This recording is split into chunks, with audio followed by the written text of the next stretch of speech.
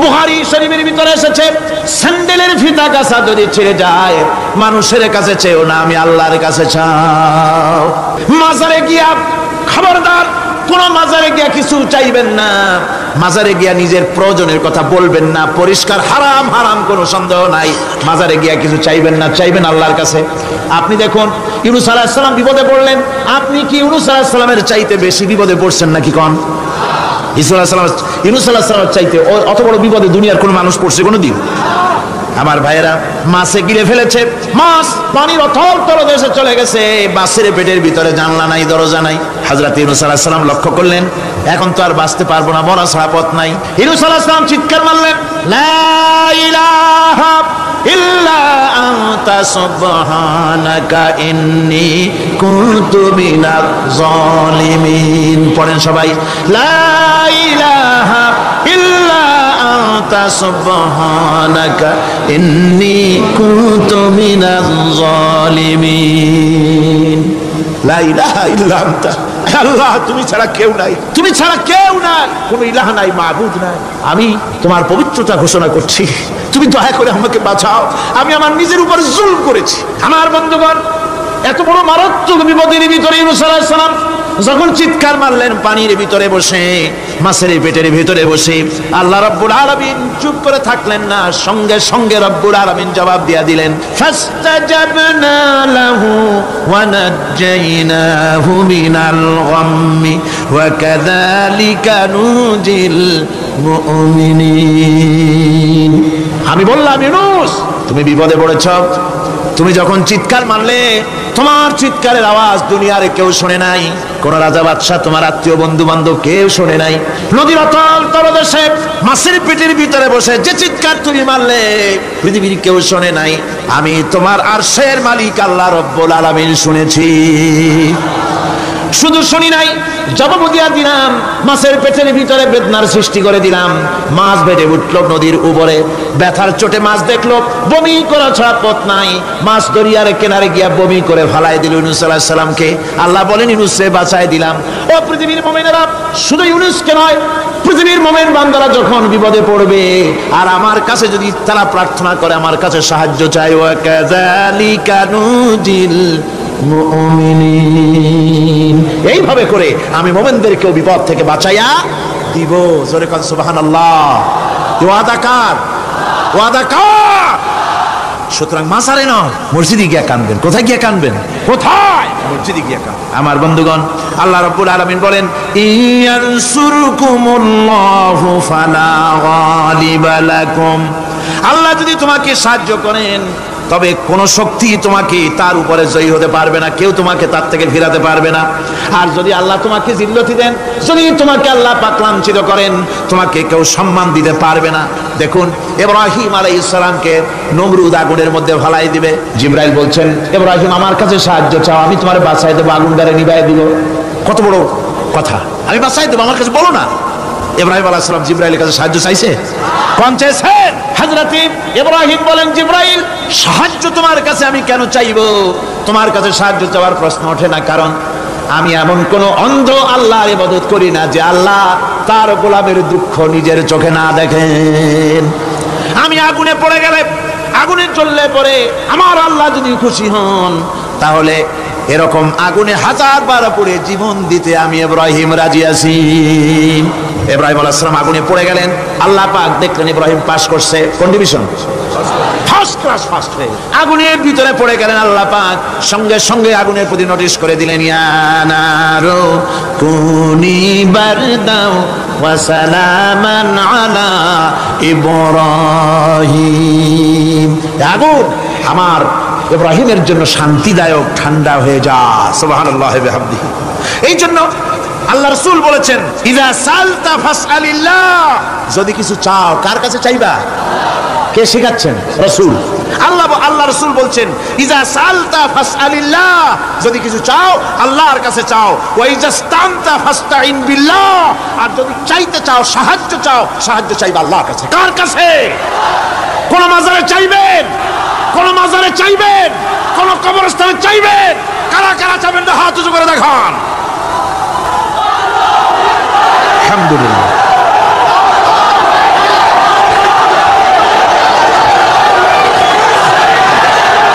আলহামদুলিল্লাহ। ও ভাই বসেন বসেন, আমি তো দাঁড়াইতে কই নাই, দাঁড়ান কেন? এই তো শেষ করে দিচ্ছি। বিরক্ত হচ্ছেন নাকি? বিরক্ত হচ্ছেন? শেষ হয়ে এলো, একটুখানি জিকির করেন আল্লাহর।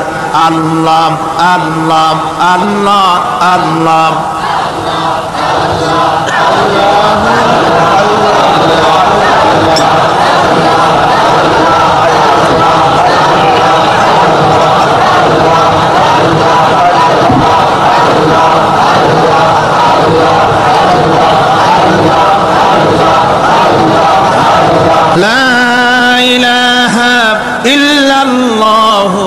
মুহাম্মাদুর রাসূলুল্লাহ।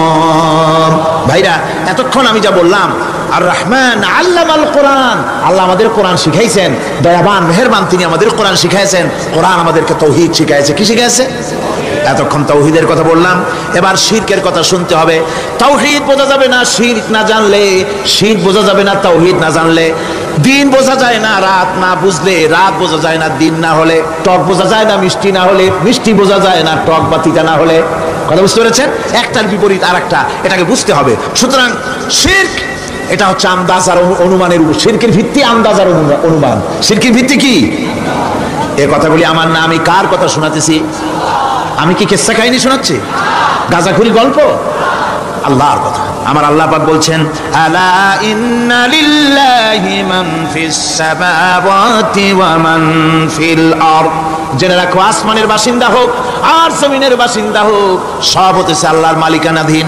কার মালিকানাধীন? ওয়ামা ইয়াত্তাবিউল লাযীনা ইয়াদউনা মিন দুনিল্লাহি শুরাকা। যারা আল্লাহকে ছাড়া মন গড়া শরীকদারকে ডাকে, আল্লাহরে বাদ দিয়া অন্য শরীকদের যারা ডাকে, তারা এটা ডাকে কিভাবে? ইয়াত্তাবিউনা ইল্লা যান্না ওয়া ইনহুম ইল্লা ইয়াখরুসুন। তারা নিছক আন্দাজ এবং অনুমানের অনুসারী, আর শুধু কল্পনাই করে। সব কল্পনা, কোনো দলিল নাই। মাজারে গিয়া কিছু চাওয়া, এর কি কোনো দলিল আছে? রাসূলুল্লাহ এরকম করেছেন, সাহাবায়ে কেরাম এরকম করেছেন? আগরবাতি দেওয়া, মোমবাতি দেওয়া, চাদর দেওয়া, এগুলো রাসূলুল্লাহ করেছেন না সাহাবায়ে কেরাম করেছেন? এগুলি সব আন্দাজ এবং অনুমানের উপরে করা। শিরক হচ্ছে অন্ধ অনুকরণের পরিণতি। ওই দেখছি মা বাপ করেছে, মুরব্বীরা করেছে, তাই করে।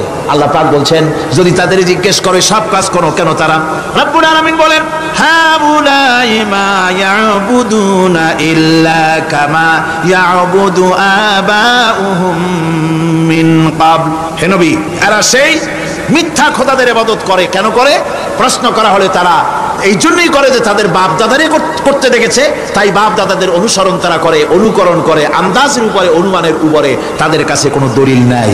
এই শিরক থেকে ফিরে থাকার জন্য সূরা লুকমানের মধ্যে দেখুন, হযরতে লুকমান তিনি তার সন্তানকে ডেকে বলছেন, ইয়া বুনাইয়া ইয ক্বালা লুকমানু লিবনিহি ওয়া হুয়া ইয়াইযুহু ইয়া বুনাইয়া লা তুশরিক বিল্লাহ ইন্নাশ শিরকা লাযুলমুন আযীম। ইয়া বুনাইয়া, হে আমার নান্না মুন্না লাডলা, হে আমার কলিজার টুকরা সন্তান, ইয়া বুনাইয়া লা তুশরিক বিল্লাহ, খবরদার আল্লাহর সাথে শরীক স্থাপন করো না। ইন্নাশ শিরকা লাযুলমুন আযীম। শিরক হচ্ছে মস্ত বড় অপরাধ। যারা শিরক করে তারা অপমানিত্বের শেষ পর্যায়ে চলে যায়, তারা অপমানিত হয়। কিরকম? ওয়ামান ইউশরিক বিল্লাহি ফাকান্নামা খাররা মিনাস সামাই ফাতাখতাফুহু আত-তায়রু আও তাহবি বিহির রিহু ফি মাকানিন সাহিক। আল্লাহর সাথে যারা শিরক করে সে যেন আকাশ থেকে পড়ে গেল। কার কথা এটা? যে ব্যক্তি শিরক করলো সে যেন আকাশ থেকে পড়ে গেল, আর পাখি যেন তাকে মহাশূন্য থেকে ছ মেরে নিয়ে গেল, বাতাস যেন তাকে এক বিরাট প্রান্তরে নিয়ে বিন্দু বিন্দু করে ছিন্ন ভিন্ন করে দিল। তার মানে হলো আকাশ থেকে পড়ে যাওয়ার অর্থ হলো তাওহীদের অবস্থান থেকে সরে যাওয়া। পাখিতে ছো মারার অর্থ হলো যখন সে শিরক করে তখন শয়তানের সে ফুটবল হয়ে যায়। শয়তানের কি হয়? শয়তানের ফুটবল হয়ে যায়। বাতাস উড়িয়ে নেওয়ার অর্থ হলো লালসা এবং নফসের প্রবৃত্তির ভিতরে লোকটি নিমজ্জিত হয়ে যায়। সুতরাং অপমান এবং লাঞ্ছনা পাওনা থাকে যারা শিরক করে তাদের জন্য। আল্লাহ শিরকের ব্যাপারে একটা দৃষ্টান্ত দিচ্ছেন। আল্লাহ পাক কোরআন শরীফে অনেক দৃষ্টান্ত দিয়েছেন। দৃষ্টান্ত দিলে লোকেরা বোঝে ভালো, ঠিক কিনা কোন? আল্লাহ পাক দৃষ্টান্ত দিচ্ছেন, ইয়া আইয়ুহান নাসু দুরিবা মাসালুন ফাসতাবিউ লাহু ইন্নাল্লাযীনা তাদউনা মিন দুনিল্লাহি লা ইয়াখলুকু যুবাবান ওয়ালাউ ইসতামাউ লাহু। আল্লাহ পাক বলেন, হে মানব সকল, আমি আল্লাহ একটা দৃষ্টান্ত দিতেছি, তোমরা শোনো। সুবহানাল্লাহ। আল্লাহ পাক বলছেন, আমি একটা দৃষ্টান্ত দেই, তোমরা শোনো। ফাসতামিউ লাহু, কান পাতা ভালো করে শোনো আমার দৃষ্টান্তটা। আমি আল্লাহরে বাদ দিয়ে যারা অন্যদেরকে ডাকে প্রয়োজন পুরাবার জন্য, সন্তান পাওয়ার জন্য, স্বাস্থ্য ভালো হওয়ার জন্য, ঋণ মুক্ত হওয়ার জন্য, ইবাদত করার নিয়ত নিয়ে আমারে বাদ দিয়ে তারা যারা ডাকে, যাদেরকে ডাকা হলো, ওরা তো মাছির মতো একটা প্রাণীও বানাইতে পারে না। ছোট্ট একটা মাছিও বানাইতে পারে? জোরে বলেন, পারে? মাছির মতো প্রাণী বানানো তো দূরের কথা। ওয়াইয়াসলুবুহুমুয-যুবাবু শাইআ লা ইয়াস্তানকিযুহু মিনহু যাউফাত-তালিবু ওয়াল মাতলুব। ওই মাছি যদি তার কাছ থেকে কোনো জিনিস হরণ করে নিয়ে যায়, মাছির কাছ থেকে ওটা ফিরায় রাখার ক্ষমতা তার নাই। মূর্তি বানানো হয়, 10খানা হাত, 20খানা হাত, 40টা মাথা, সামনে ডাব আছে, চিড়া আছে, কলা আছে, মুড়ি আছে, কত খাবার।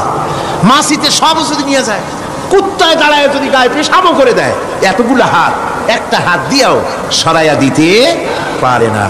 আল্লাহ পাক বলেন, দাউফাত তালিবু ওয়াল মাতলুব। যাদের কাছে ওরা চায়, ওই আশ্রয় প্রার্থী আর আশ্রয়দাতা দুটোই দুর্বল। হাদিস শরীফে এসেছে, একবার এক মুশরিক রাসূল করিম সাল্লাল্লাহু আলাইহি ওয়াসাল্লামের কাছে এসেছেন একটা ভাঙ্গা, ঠ্যাং ভাঙ্গা, কল্লা ভাঙ্গা একটা মূর্তি নিয়ে। হুজুর বলছেন যে তোমার এই মূর্তিটার কল্লা ঠ্যাং ভাঙ্গা কেন? সে ব্যক্তি কইল যে হুজুর, এটা হলো আমার খোদা। বিপদ আপদ থেকে বাঁচার জন্য সবসময় বলে রাখি, না জানি কোন সময় কোন বিপদে পড়ে যাই। পথে চলতে গিয়ে পেশাব আসলো, ভাবলাম খোদারে নিয়ে এই কাম করুন, তার রাস্তার উপরে দাঁড় করায় রাখা, এরপরে আমার কাজ সারলাম। এসে দেখি খোদাটার মাথা থেকে শুরু করে পা পর্যন্ত খালি ভিজা। ভাবলাম খোদার শরীর ভিজা, নিশ্চয়ই কোনো বরকতের পানি হবে। কোলে তুলে নিয়ে চাট আরম্ভ করলাম। চাটতে গিয়ে টের পাইলাম যে গন্ধ লাগে টক টক। আশ্চর্য কথা, বরকতের পানি এরকমের ঝাঁঝালো গন্ধ, নাক ছিঁড়ে যাওয়ার মতো। বিষয়টা কিসের বরকত? এদিক ওদিক তাকায় দেখি দূরে একটা কুত্তা দাঁড়ানো, আর তার নিচের থেকে পানি টপকাচ্ছে। তখন বুঝলাম কি বরকতের পানি। কয় হুজুর, মেজাজটা খারাপ হয়ে গেল। খোদাটার ঠ্যাং না ধরিয়া, ঠ্যাং ধরে বললাম, তুই খোদা না হুদা? কুত্তার পেশাব দিয়া নিজের বাঁচাইতে পারো না, আমারে বাঁচাবি কেমনে? কল্লা ভাঙে ভালাইছে। হুজুর জিজ্ঞেস করলেন, আমার কাছে কেন এসেছো? মুশরিক ব্যক্তি বলছি, ইয়া রাসূলুল্লাহ, জীবনের ভুল বুঝতে পেরেছি, আমি এখন তাওহীদের শরবত পান করতে এসেছি। নবীজি বললেন, পড়ো লা ইলাহা ইল্লাল্লাহু মুহাম্মাদুর রাসূলুল্লাহ। আল্লাহ পাক কি সুন্দর করে বুঝাচ্ছেন, আমি ছাড়া কারো কোনো ক্ষমতা নাই। আল্লাহুল্লাযী খালাকাকুম সুম্মা রাযাকাকুম সুম্মা ইউমীতুকুম সুম্মা ইউহয়ীকুম। আল্লাহ বলছেন, ও বান্দারা শোনো, আমি আল্লাহ তোমাদেরকে সৃষ্টি করেছি। শুধু সৃষ্টি করি নাই, খাবার দিছি। কে দিয়েছেন খাবার? সৃষ্টি করেছি, খাবার দিয়েছি, এরপরে তোমাদের মৃত্যু করব, আবার মৃত্যুর উপরে আমি আল্লাহ তোমাদের জিন্দা করব। হাল মিন শুরাকাইকুম মাইয়াফআলু মিন যালিকুম মিন শাই। তোমরা তাদের পূজা করো, তোমরা তাদের ইবাদত করো, আমি আল্লাহ ছাড়া আমি যে সব কাজ করি, এই সব কাজ তোমাদের ওই সব দেব দেবতারা করতে পারে? আল্লাহ বলেন, পারে না। সুবহানাহু ওয়া তাআলা আম্মা ইউশরিকুন। তিনি পবিত্র, পবিত্র পবিত্র। তারা যে সমস্ত কথা বলে আর আল্লাহর সাথে যে সমস্ত জিনিস দিয়ে শরীক স্থাপন করে, তার থেকে আল্লাহ মহান, পবিত্র। আল্লাহ পাক বলেন, দেখো আমার কত ক্ষমতা, চিন্তা করো। কুল আরাইতুম ইন আখাযাল্লাহু সামআকুম ওয়া আবসারাকুম ওয়া খাতামা আলা কুলুবিকুম মান ইলাহুন গায়রুল্লাহি ইয়াতিকুম বিহি। আল্লাহ পাক বলেন, ও নবী আপনি বলেন, বলে দিন, আল্লাহ যদি, তোমরা কি কখনো এই কথা চিন্তা করে দেখেছো, আল্লাহ যদি ইচ্ছে করেন তাহলে তোমাদের কানের শ্রবণ শক্তি আল্লাহ পাক বন্ধ করে দিতে পারেন। ইচ্ছে করলে তোমাদের চোখ দুটির দৃষ্টি শক্তি আল্লাহ পাক কেড়ে নিতে পারেন। ইচ্ছে করলে তোমার বিবেক বুদ্ধি সব লোপ পায়া পাগলে পরিণত করে দিতে পারেন। পারেন কিনা জোরে কোন? আল্লাহ পাক বলেন, কখনই কি সব কথা চিন্তা করেছ? ইচ্ছে করলে আমি তোমার শ্রবণ শক্তি বন্ধ করে দিতে পারি, চোখের দৃষ্টি শক্তি, চোখের নূর কেড়ে নিতে পারি, বিবেক বুদ্ধি লোপ পাওয়া দিতে পারি। এরপরে এগুলি যদি আমি করে, মান ইলাহুন গায়রুল্লাহি ইয়াতিকুম বিহ, তাহলে আমি আল্লাহ ছাড়া এমন কি আছে? আবার তোমার দৃষ্টি শক্তি ফিরায় দিতে পারে, আবার তোমার শ্রবণ শক্তি ফিরায় দিতে পারে, আবার তোমার বিবেক শক্তি ফিরায় দিতে পারে। আছে কি কেউ? আছে? আল্লাহ পাক বলেন, নবী আপনি বলেন, আমার নিয়ামত খায় লাভালাভি করো, আমার নিয়ামত খাও, পানি খাও, মাছ খাও, গোশত খাও, যে পানি না হলে তোমাদের জীবন বাঁচে না। কুল আরাআইতুম ইন আসবাহা মাউকুম গাওরান ফাবাইয়াতিকুম বিমাইম মাইন, নবী বলে দিন, সমুদ্রের পানি, দরিয়ার পানি, কুয়ার পানি, পাতালের পানি, সমস্ত পানি যদি আমি আল্লাহ শুকায় দেই, তাহলে এমন কোন খোদা তোমার আছে নতুন করে পানি আমদানি করে দিতে পারে? কি সুন্দর করে আল্লাহ বুঝাচ্ছেন। সুবহানাল্লাহ, সুবহানাল্লাহ। আল্লাহ পাক আবার বলেন, শোনো বান্দারা, ও নবী আপনি মানুষকে ভালো করে বুঝান। কুল আরাইতুম ইন জাআলাল্লাহু আলাইকুমুল লাইলা সারমাদান ইলা ইয়াউমিল কিয়ামাহ, ও নবী ভালো করে বুঝান, আমি যদি এই রাত্রটাকে টেনে কিয়ামত পর্যন্ত লম্বা করে দেই, এই রাত যদি আর সকাল না হয়, মান ইলাহুন গায়রুল্লাহি ইয়াতিকুম বিদিয়া, আমি আল্লাহ ছাড়া কে আছে এই রাতের অন্ধকার দূর করে দিয়ে সূর্যের আলো এনে দিতে পারে? আছে কেউ? আফালা তাসমাউন, তোমরা শুনতে পাও না? কান নাই? আল্লাহ পাক বলছেন শুনতে পাও না? ইচ্ছে করলে আমি তা করতে পারি।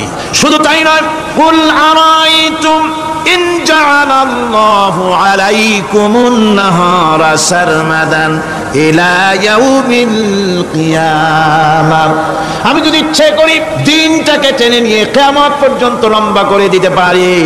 মান ইলাহুন গায়রুল্লাহি ইয়াতিকুম বিলাইলিন তাসকুনুনা ফীহি আফালা তুবসিরুন, তাহলে আমি আল্লাহ ছাড়া কোন শক্তি এমন আছে যে দিনের এই আলোর ঝলকানি দূর করে দিয়ে রাতের পর্দা এনে তোমার জন্য শান্তির ঘুম এনে দিতে পারে, শান্তিপূর্ণ পরিবেশ সৃষ্টি করে দিতে পারে? কে আছে আমি আল্লাহ ছাড়া? তোমরা কি দেখতে পাও না? শুনতে পাও না? কান নাই? চোখ নাই? আল্লাহ পাক এভাবে করে মানুষকে সুন্দর করে করে শীত থেকে বাঁচার জন্য বলছেন, সমস্ত ক্ষমতা হচ্ছে আমি আল্লাহর। সমস্ত ক্ষমতা কার? আল্লাহ পাক বলেন, এই শীত যদি ছেড়ে না দাও, আমি ছাড়া অন্য কারো কাছে যদি সন্তান কামনা করো, স্বাস্থ্য কামনা করো, ঋণ মুক্তির কামনা করো, জেনে রাখো, কুল তামাত্তাউ ফাইন্না মাসীরাকুম ইলান নার, আল্লাহ পাক বলেন নবী ওদের বলে দেন, ফুর্তি করো, খাও, জনমের মতো লুটে পুটে খাও, এরপরে জায়গা হবে জাহান্নাম। জায়গা হবে কোথায়? শিরক যারা করে তাদের জায়গা হবে জাহান্নাম। আল্লাহ বলে দিয়েছেন, ইন্নাহু মান ইউশরিক বিল্লাহি ফাকাদ হারামাল্লাহু আলাইহিল জান্নাহ ওয়া মাওয়াহুন নার, যে ব্যক্তি শিরক করবে তার জন্য আল্লাহ পাক জান্নাতকে হারাম করে দিবেন। নাউযুবিল্লাহ, আল্লাহর জান্নাত হারাম, যারা শিরক করবে তাদের জন্য বেহেশত কি? হারাম। আমার বন্ধুগণ, বড় মারাত্মক কথা, খবরদার, এই শিরক থেকে আমাদেরকে বাঁচতে হবে। আল্লাহ সব গুনাহ মাফ করবেন, শিরকের গুনাহ আল্লাহ পাক বলছেন, ইন্নাল্লাহা লা ইয়াগফিরু আন ইউশরাকা বিহি ওয়া ইয়াগফিরু মা দুনা যালিকা লিমান ইয়াশা, আল্লাহ রাব্বুল আলামিন শিরকের গুনাহ মাফ করবেন না, সমস্ত গুনাহ মাফ হয়ে যাবে, শিরকের গুনাহ রব্বুল আলামিন মাফ করে দিবেন না। ওয়া মান ইউশরিক বিল্লাহি ফাকাদ ইফতারা ইসমান আযীমা, যারা শিরক করলো তারা আল্লাহর সাথে মিথ্যা আরোপ করলো, জুলম করলো আল্লাহর উপরে। জোরে কোন নাউযুবিল্লাহি মিন যালিক। ভাইরা আমার, সুতরাং আমাদেরকে ডাকতে হবে একমাত্র আল্লাহ পাককে। কাকে ডাকতে হবে? আল্লাহ পাককে ডাকতে হবে, তিনি আমাদের সমস্ত প্রয়োজন মিটিয়ে দিবেন। এ বিশ্বাস আছে তো? এ বিশ্বাস হয়েছে? আল্লাহ পাক বলছেন ওয়ালা তাদউ মিন দুনিল্লাহি মা লা ইয়ানফাউকা ওয়া লা ইয়াদুররুকা ফাইন ফাআলতা ফাইন্নাকা ইযাম মিনাজ জালিমিন। আল্লাহকে ছেড়ে এমন শক্তিকে কেন ডাকো যে শক্তি তোমার কোনো ফায়দা করতে পারবে না, কোনো ক্ষতিও করতে পারবে না, এমন কি ওরা নিজেদেরও কোনো উপকার করতে পারে না। আল্লাহ পাক আরো বলেন ওয়া ইয়ামসাসকাল্লাহু বিদুররিন ফালা কাশিফা লাহু ইল্লা হুয়া। আল্লাহ পাক তোমাকে যদি কোনো বিপদ দেন, ওই বিপদ থেকে তোমাকে কেউ ফিরাইয়া দিতে পারে না। ওয়া ইউরিদিকা বিখাইরিন ফালা রাদ্দা লিফাদলি। আল্লাহ পাক যদি তোমার কোনো অনুগ্রহ করতে চান, তোমাকে যদি কোনো সাহায্য করতে চান, সেই সাহায্যের মুখেও তোমাকে কেউ প্রতিরোধ গড়ে তুলতে পারে না, আল্লাহ সাহায্য ফিরাই দিতে পারে না। সুতরাং সবকিছুর মালিক হচ্ছেন আল্লাহ, চাইতে হবে আল্লাহর কাছে। বলুন তো জোরে সোরে, হায়াতের মালিক কে? সমস্ত মুসলমানদেরকে চিল্লায় বলতে হবে, দাঁড়ানো মানুষ, বসা মানুষ, সব মুসলমান একযোগে শরীরের সমস্ত শক্তি দিয়ে বলুন, হায়াতের মালিক কে? মওতের মালিক কে? হাসাবার মালিক কে?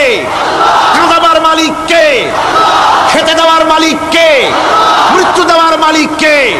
সব কিছুর মালিক কে? আল্লাহ সুবহানাহু ওয়া তাআলা। তিনি হচ্ছেন একমাত্র আমাদের প্রভু।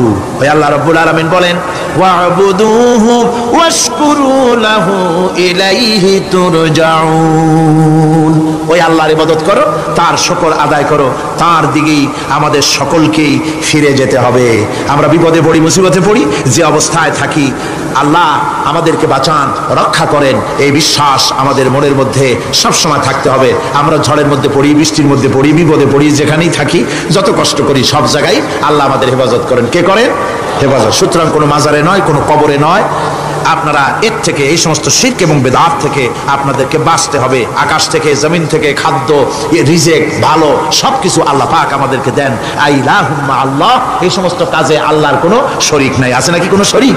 যদি থাকে, কুল হাতু বুরহানাকুম ইন কুনতুম সাদিকিন, যদি তোমাদের কোনো দলিল থাকে, যদি সত্যবাদী হও তোমাদের দাবিতে, তাহলে সেই দলিল তোমরা নিয়ে আসতে পারো। আমাদেরকে পরিষ্কারভাবে সবকিছু চাইতে হবে আল্লাহর কাছে। এই ঈমান আজকে পোক্তা হলো তো? জোরে বলেন, পোক্তা হলো? الذي جعل لكم الأرض مهدا وجعل لكم فيها سبلا لعلكم تهتدون। তিনি আল্লাহ যিনি তোমাদের জন্য এই পৃথিবীটাকে সমতল করেছেন, এই পৃথিবীটাকে সুন্দর করেছেন, সমতল করে দিয়েছেন।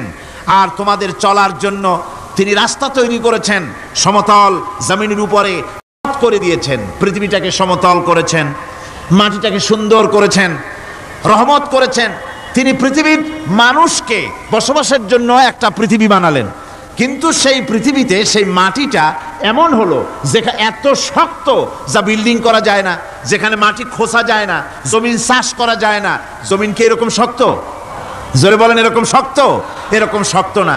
আবার বৃষ্টি পড়লে যে কাদা হয়, ওই রকম যদি জনমের মতো আল্লাহ কাদা বানায় দিতেন যে মানুষ দাঁড়াইতেই পারে না, কাদার মধ্যে ডুবে যায়, এরকম যদি অবস্থা হতো, তাহলে এই পৃথিবীর, এই জমিনের উপরে মানুষ বাড়ি ঘর বানাইতে পারতো না। ঠিক কিনা কর?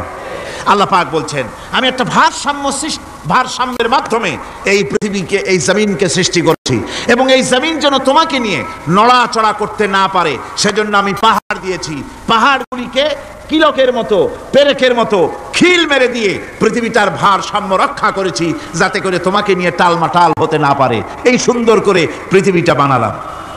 তারপরে وَلَقَدْ مَكَّنَّاكُمْ فِي الْأَرْضِ وَجَعَلْنَا لَكُمْ فِيهَا مَعَائِشَ قَلِيلًا مَا تَشْكُرُونَ। আল্লাহ পাক বলেন, আবার দেখো, এই জমিনে আমি তোমাদেরকে প্রতিষ্ঠিত করেছি, আর জমিনের উপরে তোমরা যাতে রুজি রোজগার করতে পারো সে ব্যবস্থাও আমি করে দিয়েছি।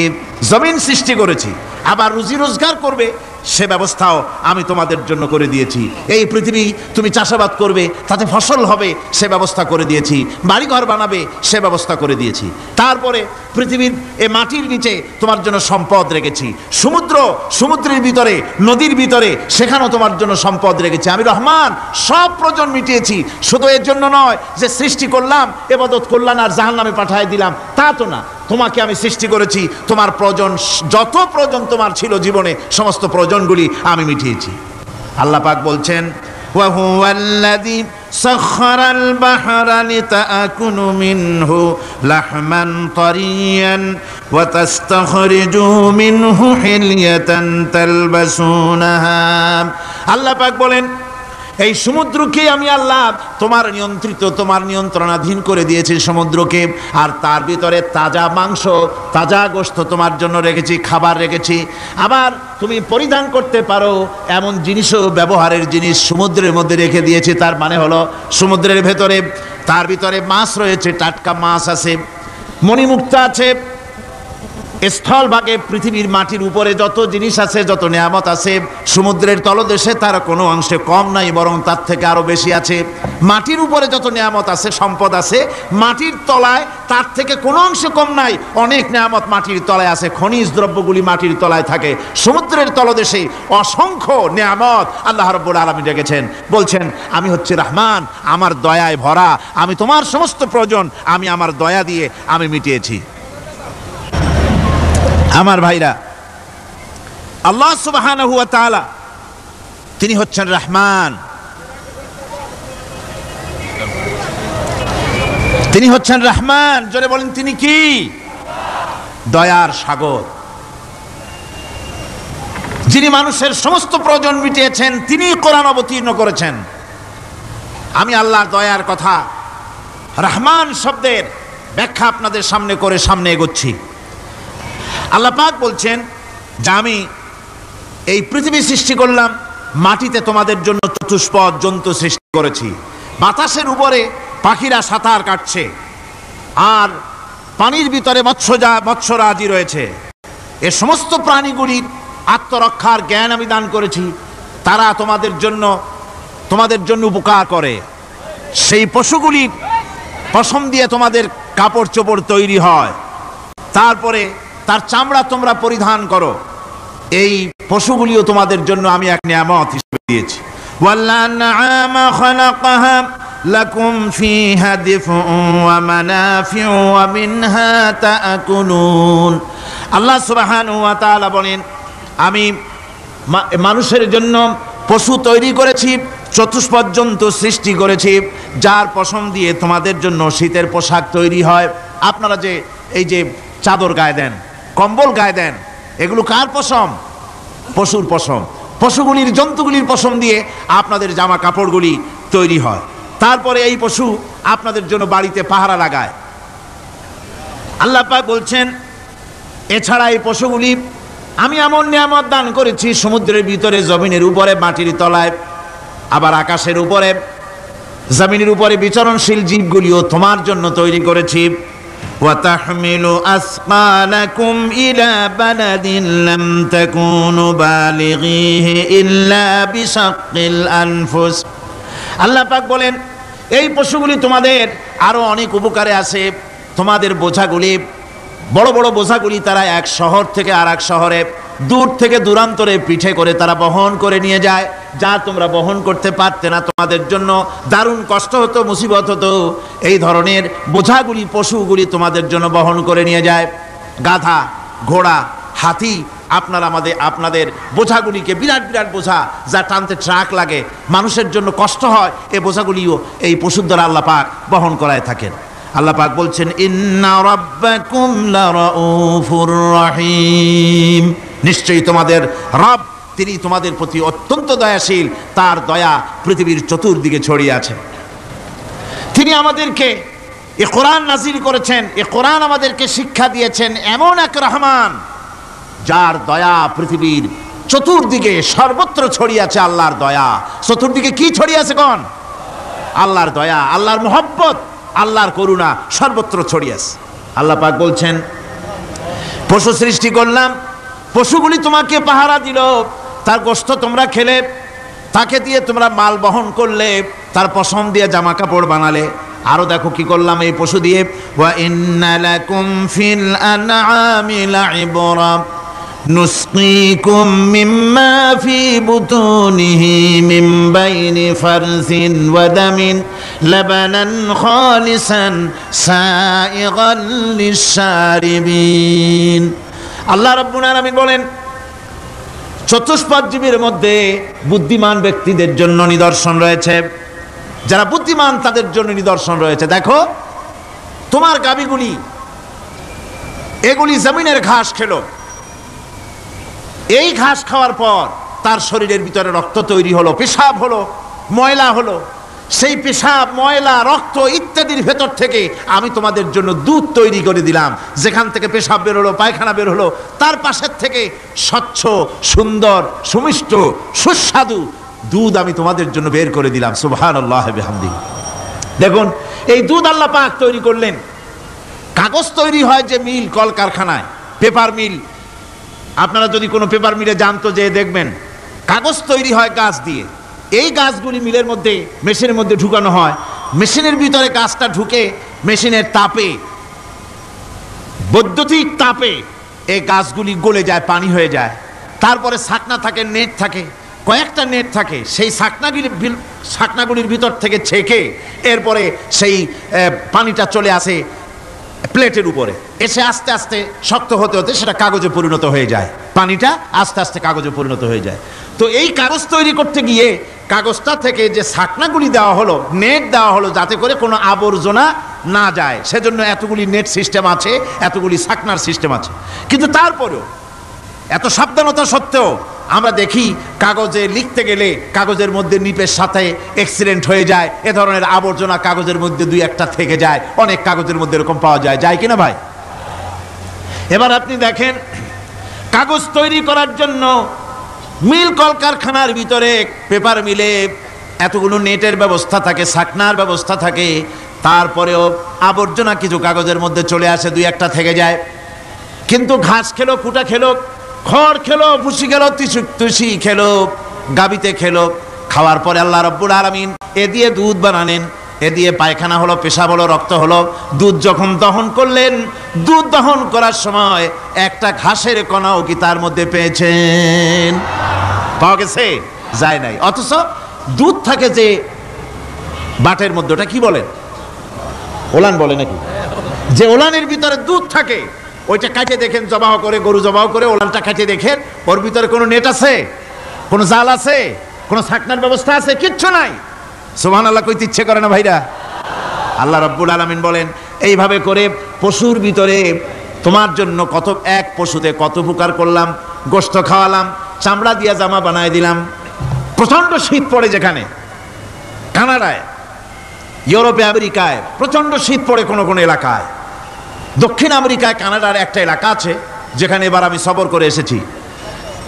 12 মাস বরফ পড়ে সেখানে, বরফ আর বরফ ছাড়া কিছু নাই। সমস্ত রাস্তাঘাট সব বরফ আর বরফ। সেখানে এই প্রচন্ড শীতের ভিতরে মানুষ কিভাবে থাকবে? সুতা দিয়ে তৈরি করা কাপড়ে শীত কিছুতেই মানতে পারে না। আমি তো গেছি এমন এক জায়গায়, কানাডা এবং আমেরিকায় যেখানে ছিলাম, সেখানে শীত ছিল -11 টেম্পারেচার, -11। এখন বোঝেন যে ঠান্ডাটা কি পরিমাণ। মুখের থেকে থুতু ফেললে আপনি চেহারা ফিরাতে পারবেন না, এর মধ্যে আপনার থুতু বরফ হয়ে যাচ্ছে।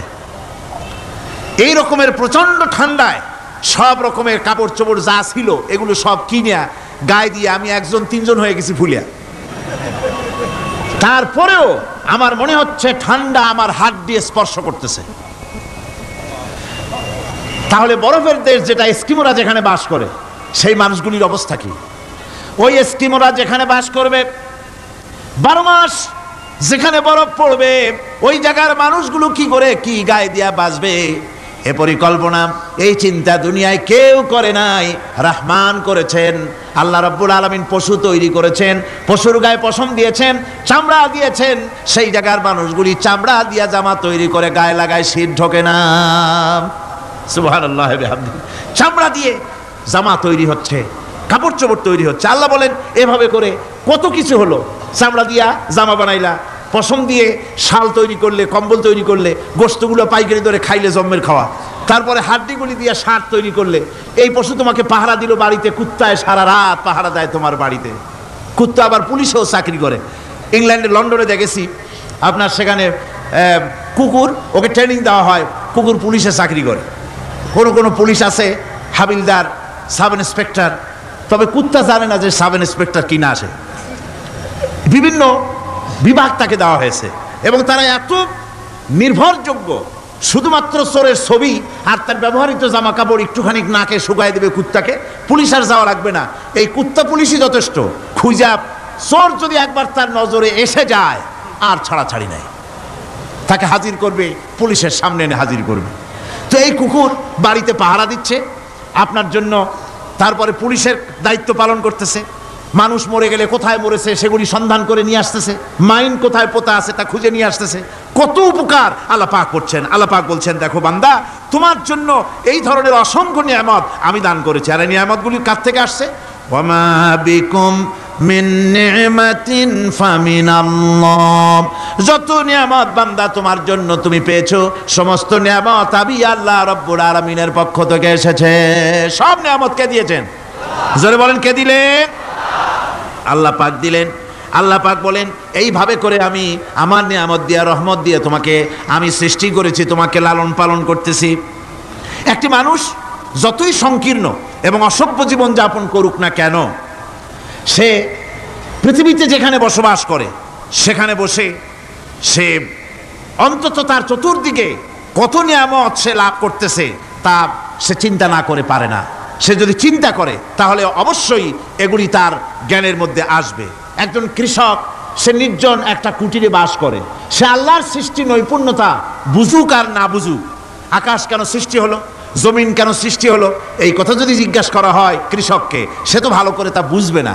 কিন্তু অন্তত এতটুকুন কথা একটা মূর্খ, একজন চাষি যে প্রত্যন্ত একটা অঞ্চলে বাস করে, একটা নিবিড় পল্লীতে বাস করে, অজ পাড়াগায় বাস করে, কোনো শিক্ষার আলো পৌঁছায় নাই, স্কুল নাই, কলেজ নাই, বিদ্যুৎ নাই, হসপিটাল নাই, রাস্তা নাই, টেলিফোনের ব্যবস্থা নাই, এমন একটা জায়গায় একটা নিরেট, একটা মূর্খ, একটা চাষি একটা ঘরের মধ্যে বাস করে। সে পৃথিবীর আল্লাহর সৃষ্টি নৈপুণ্যতা আর কিছু বুঝুক আর না বুঝুক, এতটুকুন কথা তো সে বোঝে যে আমি যদি অসুস্থ হই তাহলে এই গাছপালার পাতা শিকড় বেটে খেলে আমি রোগমুক্ত হয়ে যাই।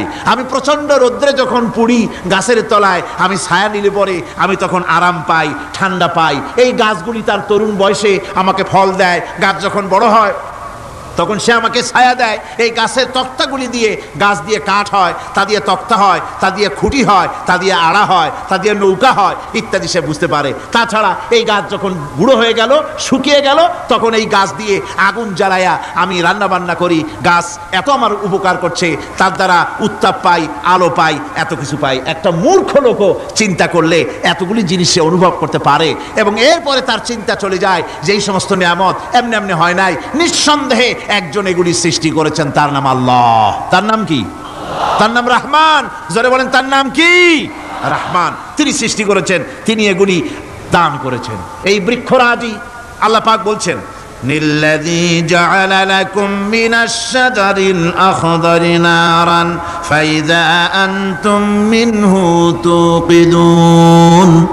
আল্লাহ রাব্বুল আলামিন বলেন, সেই দয়াময় আল্লাহ রাব্বুল আলামিন গাছ সৃষ্টি করেছেন আর এই গাছগুলি সৃষ্টি করে দিয়েছেন তোমাদের কাজের জন্য, যা দিয়ে তোমরা আগুন জ্বালাও, চুলা জ্বালাও, রান্না বান্নার কাজ করো। ওয়া রাহমাতি ওয়াসিআত কুল্লা শাই। আমার রহমত ঘিরে আছে আমার গোটা পৃথিবীকে, সর্বত্র আমার রহমত আর রহমত। এই কোরআন শরীফ শিক্ষা দিয়েছেন তিনি আর রহমান আল্লামাল কোরআন। এই কোরআন শিক্ষা দিয়েছেন সেই মহান আল্লাহ রাব্বুল আলামিন, যিনি হচ্ছেন রহমান, যার দয়া দিয়ে গোটা পৃথিবী পরিব্যাপ্ত হয়ে আছে। এক মুহূর্তের জন্য চিন্তা করুন, এক মুহূর্তের জন্য চিন্তা করুন, আল্লাহ পাকের দয়া যদি না থাকতো তাহলে কি অবস্থা হতো? এই পৃথিবী আছে কিন্তু কোনো সৌন্দর্য নাই, আকাশ আছে কিন্তু কোনো তারকা নাই, তারকা আছে কিন্তু তাতে কোনো আলো নাই, গাছ আছে কিন্তু তাতে কোনো সবুজ শ্যামলিমা নাই, আওয়াজ আছে কিন্তু তাতে কোনো সুর নাই, মানুষ আছে কিন্তু তার দেহের মধ্যে কোনো ঐক্য নাই। এই জাতীয় একটা পৃথিবীর চিন্তা মানুষ করতে পারে না। এটা একটা কবরস্থানের মতো অবস্থা হয়ে যাবে। আল্লাহ পাক বলছেন, দেখো আকাশ বানাইছি, আবার সেই আকাশ দেখতে যেন সুন্দর হয় সেজন্য তারকা প্রদীপ দিয়ে আকাশকে সাজাইছি। যেরকম সুবহানাল্লাহ। আল্লাহ রাব্বুল আলামিন বলেন ওয়ালাকাদ যায়্যানাস সামাআদ দুনিয়া বিমাসাবিহ। আল্লাহ পাক বলেন এই দুনিয়ার আকাশখানিকে তারকা প্রদীপ দিয়া সাজায় রেখেছি মনের মতন, দেখো তুমি তাকাইয়া কি সুন্দর করে নয়ন অবিরাম দৃশ্য আকাশ বানালাম, চতুর্দিকে তারকা রাত্রে ফুটে উঠলো, যা দেখলে মানুষের নজর, মানুষের সুন্দর, তার চক্ষু শীতল হয়ে যায়। জোরে বলেন সুবহানাল্লাহ। সুন্দর করে এই আকাশটাকে আমি সাজিয়েছি।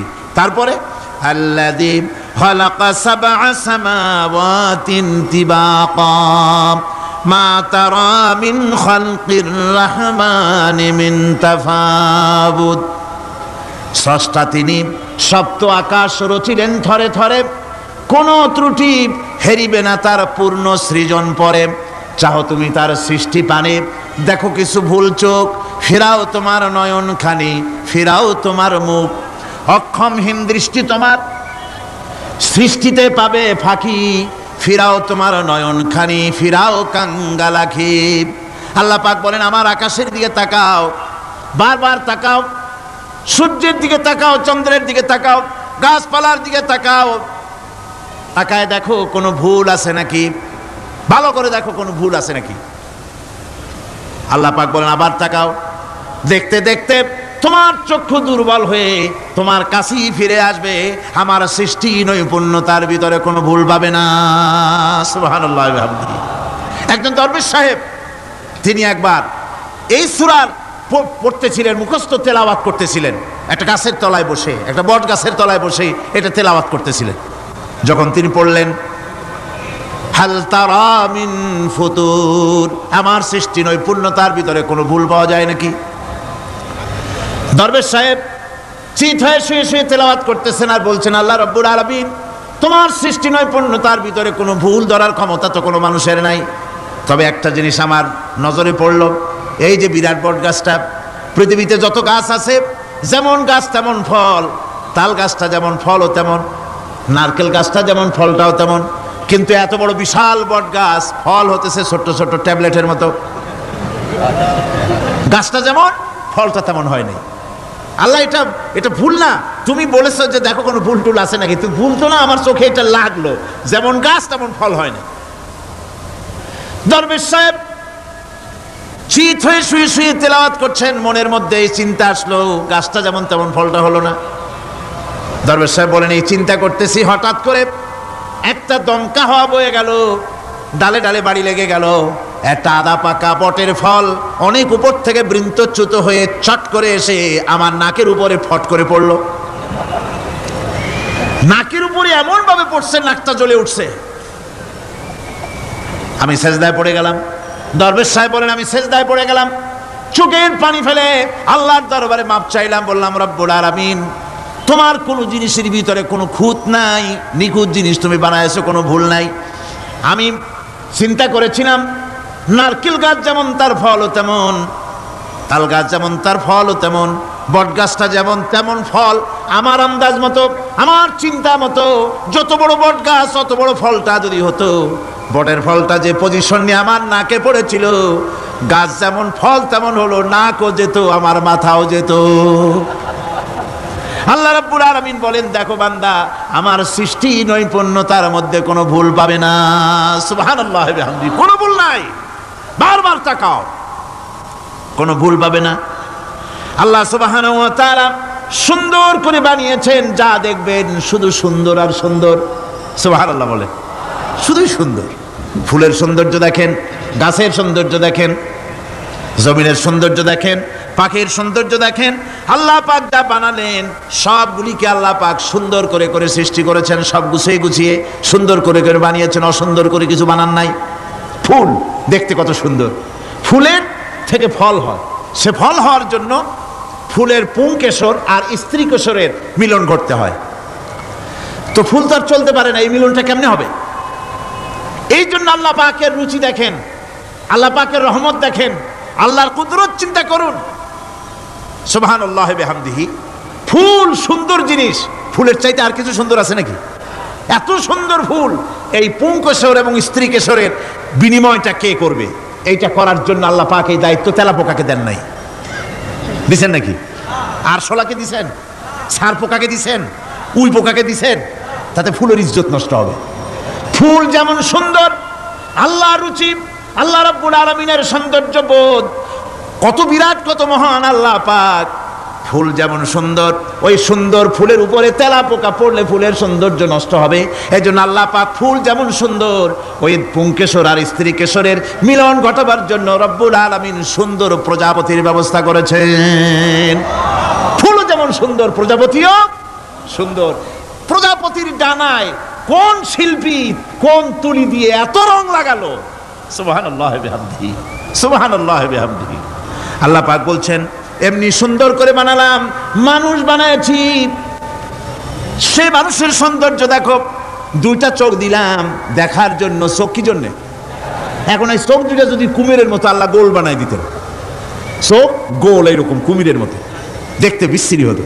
চোখ দুটোকে আল্লাহ টানা টানা করেছেন, চোখের উপরে ভুরু লাগিয়েছেন, তাতে আবার পশম দিয়েছেন, চোখে পিসি দিয়েছেন, চোখের ভিতরে মণিটা কালো করেছেন, তার চতুর্দিকে সাদা অংশকে নীলাভ করেছেন যাতে কালোটা আরো ফুটে ওঠে।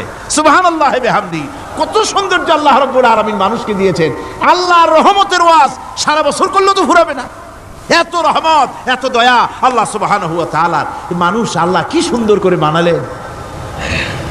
একবার একজন দরবেশ সাহেব রাস্তা দিয়ে যাচ্ছেন, প্রতিমধ্যে তিনি দেখতে পেলেন নদী থেকে এক কলসি পানি নিয়ে এক যুবতী সুন্দরী মেয়ে রাস্তা বেয়ে যেতেছে। দরবেশ সাহেব দাঁড়ায় গেলেন আর ওই যুবতীর দিকে এক নজরে তাকায় আছেন, চোখে পলক দেয় না। এরপরে যুবতী থমকে দাঁড়ায় গেল।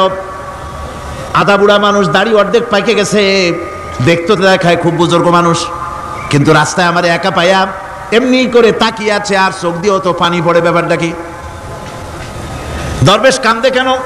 প্রতিমধ্যে আমাকে একা পেয়ে দরবেশ কাঁদে কেন, তাকিয়ে আছে কেন? মহিলার চিন্তা জাগলো। শেখ সাদী রহমতুল্লাহ আলাইহি ঘটনা লিখেছেন, বাংলা কবিতার অনুবাদ করেছেন।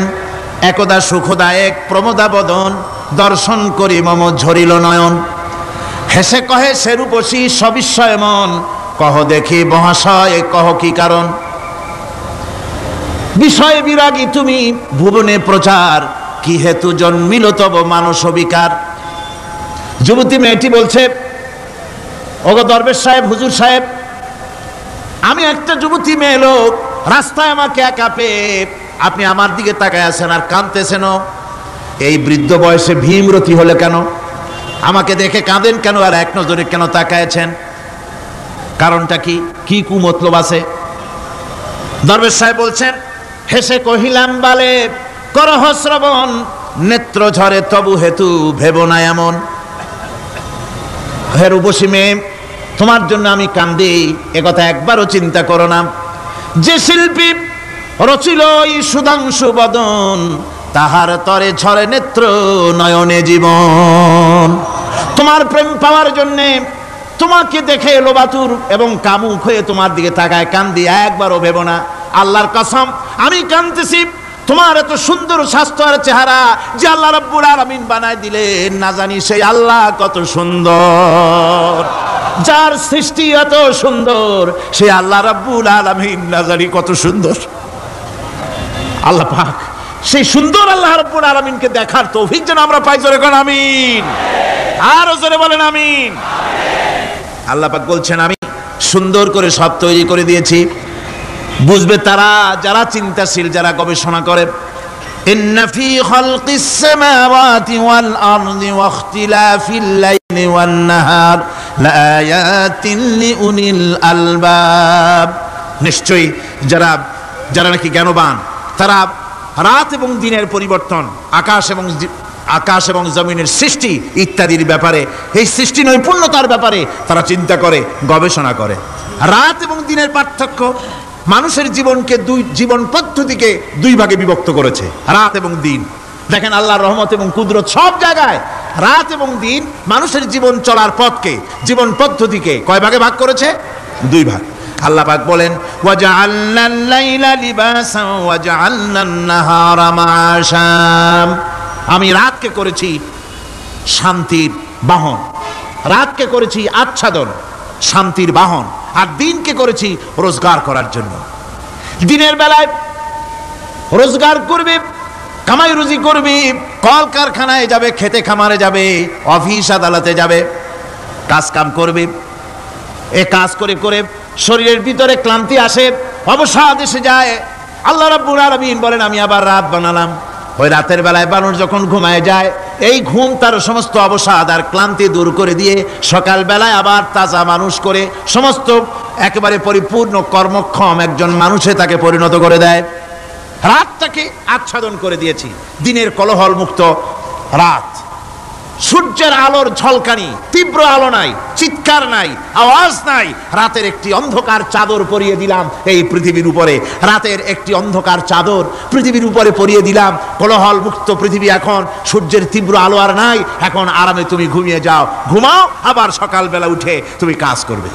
আল্লাহ পাক বলেন আমি এভাবে ومن رحمته جعل لكم الليل والنهار لتسكنوا فيه ولتبتغوا من فضله। আল্লাহর রহমতের ভিতরে এটাও রহমত, আল্লাহর করুণা, আল্লাহর দয়া যে তিনি দিনকে করেছেন রুজি কামার জন্য, রাতকে করেছেন তিনি তোমাদের জন্য ঘুমাবার জন্য, বিশ্রামের জন্য। এই ব্যবস্থা আল্লাহ রাব্বুল আলামিন করেছেন, যিনি তোমাদেরকে দুপুর বেলায় বিকেল বেলায় তোমাদেরকে অবসাদ গ্রহণের জন্য, আরামের জন্য দুপুর এবং বিকাল, সকাল ইত্যাদি তৈরি করেছেন। কোরআন শরীফের ভিতরে আল্লাহ পাক এই সমস্ত কথাগুলি ব্যাখ্যা সহকারে বলে দিচ্ছেন যে আমার রহমত ওয়াসিআত রাহমাতি কুল্লি শাই, সমস্ত জিনিসের চতুর্দিকে তুমি যেখানে আছো তার চতুর্দিক আকাশ এবং জমিন আমার রহমত তোমাকে ঘিরে রেখেছে। এ কোরআন নাজিল করেছেন সেই আল্লাহ, সেই রহমান যার দয়া সর্বত্র ছড়িয়ে আছে। আল্লাহ পাক বলছেন এরপরে তোমাকে সৃষ্টি করলাম, জমিন সৃষ্টি করলাম খাবারের জন্য। আমার রহমতের বিষয়টা দেখো, আমি এমন দয়াবান, এমন মেহেরবান। এবার তোমার খাবারের জরুরত হলো তুমি কি খাবে, সেজন্য এই জমিনে ফসলের ব্যবস্থা আমি আল্লাহ করেছি। জোরে বলেন সুবহানাল্লাহ। জমিন শুকায় গেছে, বৈশাখ মাসের জ্যৈষ্ঠ মাসের প্রচন্ড রৌদ্রের তাপে জমিন শুকায় গেছে। এই জমিনে তুমি ফসল ফলাবে কি করে যদি না পানি দিয়ে জমিনটারে ভিজায় দেই? আল্লাহ বলেন জমিন ভিজাবার দায়িত্ব আমি নিলাম। আল্লাহুল্লাযী আরসালার রিয়াহা ফাতুসিরু সাহাবা। সমুদ্রের পানি, লবণাক্ত পানিগুলি বাষ্পীয় আকারে উত্থিত হয়ে যায়, মেঘমালায় পরিণত হয়ে যায়। বাতাসকে বলি এই মেঘকে টেনে নিয়ে যাও অমুক জায়গার উপরে, মেঘ চলে এলো। আল্লাহ বলেন ফাসুকনাহু ইলা বালাদিম মাইয়িতিন ফাআহইয়ানা বিহিল আরদা বাদা মাউতিহা কাযালিকান নুশুর। আল্লাহ পাক বলছেন বৃষ্টির পানি পড়লো, মরা জমিন জিন্দা হয়ে গেল। এই মরা জমিন জিন্দা হলো। এরপরে তুমি বীজ বপন করলে, ধান বপন করলে, গম বপন করলে, মাটির খাসলাত হলো সব পচায় দেওয়া। মাটির খাসলাত কি কথা বোঝেন না? মাটির ধর্মটা কি? পচায় দেওয়া। যা রাখেন পচে যাবে, লোহা রাখেন জং ধরে যাবে, পাথর রাখেন আস্তে আস্তে, এ ধরনের যেসব জিনিস রাখেন আস্তে আস্তে করে ধ্বংস হয়ে যাবে, পচে যাবে। ওই মাটির ভিতরে ধান এবং গম আপনার ফসল, আপনার খাদ্য, আপনার রিজিককে আমানত করে দিলেন। আল্লাহ পাক ওটাকে হেফাজত করলেন। এরপরে ওর ভিতর থেকে পাতা অঙ্কুরিত হয়ে বেরিয়ে এলো। এখন কেউ যদি বলে আল্লাহ যদি পানি না দেন, আল্লাহ যদি বৃষ্টিটা না দেন, তাহলে আমার অসুবিধাটা কি? আল্লাহ বলেন দেখো বৃষ্টিটা তো আমি দিলাম। বৃষ্টিটা কে দিলেন? আল্লাহ পাক বলেন আফারাআইতুমুল মাআল্লাযী তাশরাবুন আআনতুম আনজালতুমুহু মিনাল মুজনি আম নাহনুল মুনজিলুন। তোমরা যে পানি পান করো, আকাশ থেকে এই পানিটা কে বর্ষণ করে? তুমি করো না আমি করি? কে করে জোরে কন? আল্লাহ পাক বলছেন আমি পানি বর্ষণ করি। সেই পানিটা এই যে বঙ্গোপসাগরের পানি, আপনাদের কর্ণফুলীর পানি, মিষ্টি না নোনা? কি পানি জোরে কন? এই নোনা পানি আকাশে উঠলো। আল্লাহ পাক বলেন ইচ্ছে যদি করতাম লাউ নাশাউ জাআলনাহু জাজান ফালাউলা তাশকুরুন। পানি উঠালাম, নোনা পানি, ইচ্ছে করলে লবণাক্ত অবস্থায় অবতীর্ণ করে দিতে পারতাম, জমিনের ফসল সব নষ্ট হয়ে যেত। কিন্তু আমি নুনা পানি উঠাইয়া ওই পানিগুলিকে মিষ্টি করে আমি নাজিল করে, জোরে কান সুবহানাল্লাহ, মিষ্টি পানি অবতীর্ণ করে দিলাম।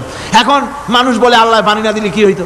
আমাদের খাল আছে, বিল আছে, সাগর আছে, নদী আছে, পুকুর আছে, হাওড় আছে, টিউবওয়েল আছে, ডিপ টিউবওয়েল আছে, আল্লাহ বৃষ্টি না দিলে তো কি হয়ে গেল আমাদের?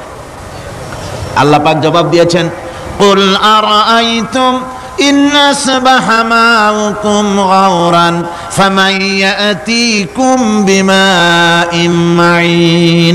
বলো দেখি, সবে শুকাইয়া যদি যায় এই জমিনের পানি, তাহলে হেথায় তটডির ধারা কে দিবে সবারে আনি?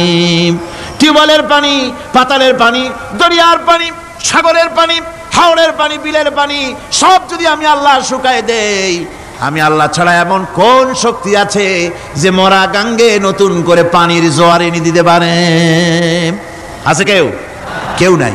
আল্লাহ পাক বলেন, দেখুন আমার রহমত, এভাবে করে আমি পানি দিলাম, বৃষ্টি দিলাম, এবার গাছ উঠলো, বীজ বপন করছিল, গাছ উঠলো। আনতুম আনশাতুম শাজারাতাহা আম নাহনুল মুনশিউন। মাটি থেকে এই গাছকে কে উদ্গত করে দিল? হয় বেটা, কে দিল? তুমি দিছো না আমি দিয়েছি? কে দিয়েছে? জোরে কর, জোরে চিল্লা এখন, কে দিল? আল্লাহ পাক বলেন, গাছ উদ্গত করে দিলাম, গাছ এবার বড় হলো। এই গাছ আল্লাহ রাব্বুল আলামিন এই গাছ তৈরি করলেন। এই গাছ শুধু আপনার জ্বালানি দেয় না, গাছ শুধু ফল দেয় না, এই গাছ মানুষের জন্য, গাছ হচ্ছে বন্ধু। মানুষের জন্য গাছ কি? জোরে কোন কি? বন্ধু। সেই বন্ধুরে জন্মের কাটা কাটবেন নাকি? এই গাছ তৈরি হচ্ছে। গাছ বন্ধু কি করে?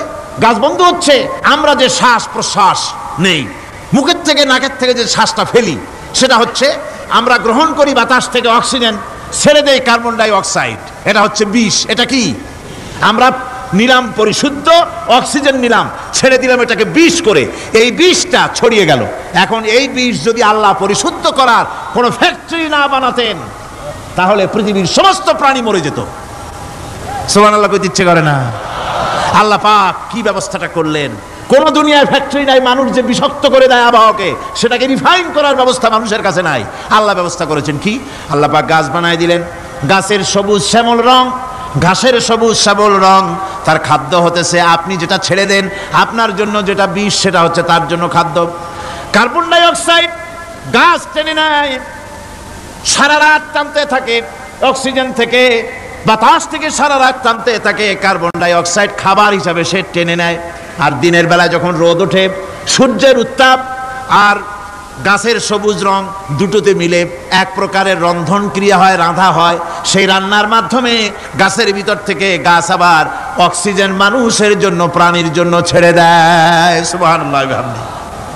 তো গাছ আপনার জন্য বন্ধু। একদিকে গাছ আপনার এই কাজ করলো, ফার্নিচার বানাইলো, ছায়া দিল, ফল দিল। আল্লাহ পাক বলেন, এই গাছগুলি কে তৈরি করলো? মিয়া তুমি করছো না? আমি করছি। আমি আমার রহমত দিয়ে তোমার গাছ বানাই দিলাম। এরপরে ফসল দিলাম, ফসল হলো, তোমার তরি তরকারি হলো, সব কিছু তোমার হয়ে গেল।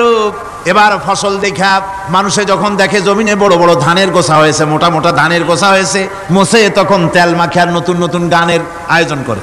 এবার ফসল বেশি হয়েছে, গান, থিয়েটার, বাজনা, গুনাগার বিবি, কত রকমের গানের ব্যবস্থা করে ফেলে। জমিনে ফসল আর মোছে তেল মাখে আনন্দে। আল্লাহ রাব্বুল আলামিন বলেন, লাউ নাশাউ লাজআলনাহু হুতামান ফাযান্তুম তাফাক্কাহুন। আমি যদি ইচ্ছে করি তোমার জমিনের সমস্ত ফসলটাকে আমি সম্পূর্ণ কুটায় পরিণত করে দিতে পারি, তুষে পরিণত করে দিতে পারি। পারেন না? ধানের ভিতরে আল্লাহ যদি চাউল না দেন, তাহলে সব তুষ হয়ে যাবে না? তখন কি করবেন আপনারা? কি করবেন? কোন বাংলাদেশ তখন হরতালের দেশ। যখন আপনি দেখলেন যে জমিনে ধানে এবার সব তুষ হইছে, তখন আল্লাহর বিরুদ্ধে হরতাল করেন। লাভ হবে কিছু? লাভ হবে? আল্লাহর বিরুদ্ধে আপনারা অনশন ধর্মঘট করেন, লাভ হবে কিছু? কোনো লাভ হবে না। আল্লাহ রাব্বুল আলামিন বলেন, কোনো লাভ হবে না, বরং তোমরা তখন বলবে, ইন্না লামুগরামুন বাল নাহনু মাহরুমুন। কপালে তখন আঘাত করবে, করাঘাত করতে থাকবে আর বলবে যে আরে কপাল পোড়া হয়ে গেলাম, হতভাগ্য হয়ে গেলাম, বঞ্চিত হয়ে গেলাম, আল্লাহর রহমত থেকে সর্বনাশ হয়ে গেল। তখন কপালে আঘাত করা ছাড়া আর কিছুই করতে পারবে না। আল্লাহর বিরুদ্ধে মিছিল চলে না, সমাবেশ চলে না, বিক্ষোভ চলে না, হরতাল চলে না। মহান আল্লাহ রাব্বুল আলামিন বলছে দেখো এইভাবে করে তোমার ফসলের ব্যবস্থা আমি আল্লাহ করেছি। আমি রহমান, আমি আল্লাহ পাকি এমন রহমান। আজ জমিনের ফসল বৃদ্ধির জন্য ইউরিয়া, সুপার সালফেট, সালফার সারের ব্যবস্থা হয়েছে, নানান জাতের সারের ব্যবস্থা হয়েছে। যখন এই সার মানুষ তৈরি করতে শেখে নাই, আবহমান কাল থেকে এই জমিনের জন্য সারের ব্যবস্থা কে করেছেন জোরে কর? আল্লাহ পাক বলেন আমিন আয়াতিহি আইয়ুরিকুমুল বারকা খাউফান ওয়া তামাম। আমার অসংখ্য নিদর্শনাবলীর মধ্যে এটাও একটি নিদর্শন যে আকাশে বিদ্যুৎ চমকে মেঘের গর্জন হয়। এই যে বিদ্যুৎ চমকে গর্জন হয় এর মধ্যে রয়েছে মানুষের জন্য ভীতি এবং আশা। তারা ভয় পায় আর এর মধ্যে আশাও রয়েছে। আশাটা কি? আশা হচ্ছে এই যে বিদ্যুৎ যে বছর যত বেশি চমকায় মেঘে, সে বছর জমিনে ফসল তত বেশি বাড়ে। কৃষিবিদরা বলেছেন বিদ্যুৎ যত বেশি চমকায় জমিনের ফসল তত বেশি বাড়ে। সুবহানাল্লাহি ওয়া বিহামদিহি। এর একটা সিস্টেম আছে, সেই সিস্টেম অনুযায়ী আল্লাহ জমিনে ফসল বাড়ায় দিলেন। আল্লাহ ফসল দিলেন। এবার আপনার আল্লাহ পাক বলছেন দেখো ফসল দিলাম, ধান হলো, চাউল হলো, মাছ হলো, গোশ হলো, সব হয়ে গেছে, এখন তুমি খাবে। রান্না বান্না হয়ে গেল, রহমত আমার দেখো, আমার রহমতটা দেখো। এ কোরআন শিখাইছেন সেই আল্লাহ রাব্বুল আলামিন যার নাম রহমান। জোরে বলেন তার নাম কি? রহমান। চাউল হয়ে গেছে, চাউল তো শুধু ভর্তা বানায় খাওয়া যাবে না, ভাত হয়েছে, আটা দিয়া রুটি তৈরি হয়েছে, কি দিয়া খাবেন? আল্লাহ রাব্বুল আলামিন আপনার পুকুরের ভিতরে মাছ দিয়া দিলেন, জন্তু জানোয়ার দিলেন, চার পায়া জানোয়ারের গোশত হালাল করে দিলেন, পাখির মাংস আল্লাহ রাব্বুল আলামিন হালাল করে দিলেন। এখন মাছ হলো, গোশ হলো, মাছ আর গোশ সিদ্ধ করে খাওয়া যাবে? জোরে বলেন যাবে? যাবে না। তার গন্ধ নষ্ট করতে হবে আর সুঘ্রাণ সৃষ্টি করতে হবে। এই গন্ধ নষ্ট করে সুঘ্রাণ সৃষ্টি করার জন্য লবঙ্গ তৈরি করলেন কে? কথা কন না কেন? এলাচি কার? দারচিনি কার? লবণ কার? মরিচ কার? হলুদ কার? পিএস কার? সুবহানাল্লাহ ওয়া বিহামদিহি। এত নিয়ামত আল্লাহ রাব্বুল আলামিন বলেন ওয়া ইন তাউদ্দু নি'মাতাল্লাহি লা তুহসুহা। আমার নিয়ামত গণনা করে করে আমার নিয়ামত গুণে শেষ করতে পারবে না, এত নিয়ামত আমি দান করেছি। এরপরে তরি তরকারি হলো, মাছ গোশ খেতে খেতে অস্থির হয়ে যাবে, তারপরে তরি তরকারি দিলাম, শাক সবজি দিলাম, সব কিছু আমি আল্লাহ রাব্বুল আলামিন দিয়েছি। আমার নাম রহমান, তোমার সমস্ত প্রয়োজন আমি দিয়েছি, মিটাই দিয়েছি। এবার তরি তরকারি হলো আর মানুষ তরি তরকারি খাইলো, আল্লাহ শুকর আদায় করলো না। শুকর আদায় করে? করে না।